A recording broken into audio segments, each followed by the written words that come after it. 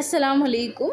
மதீனாவில் வந்து ரவுதாவில் தொழுகணும் அப்படின்னா கண்டிப்பாக வந்து பெர்மிட் எடுத்தே ஆகணும். ரியாசுல் ஜன்னால நாங்களும் பெர்மிட் எடுத்தாச்சு. பட் உள்ளே வந்ததுக்கப்புறம் வந்து ரொம்பவே கன்ஃபியூஷன்.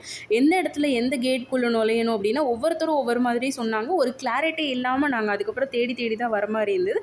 ஸோ அதனால தான் இந்த வீடியோ வந்து நான் ரெடி பண்ணியிருக்கேன்.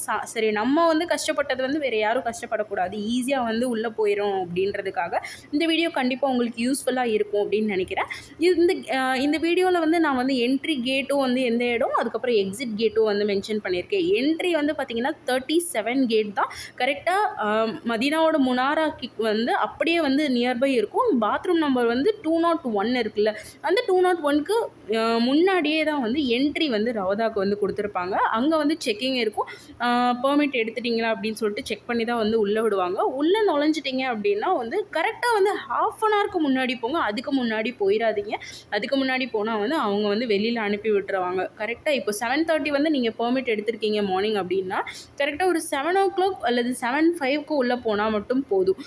அந்த டைமில் தான் வந்து விடுவாங்க. அதுக்கு முன்னாடி போயிட்டிங்கன்னா வந்து விடமாட்டாங்க. ஸோ இதுதான் வந்து என்ட்ரி.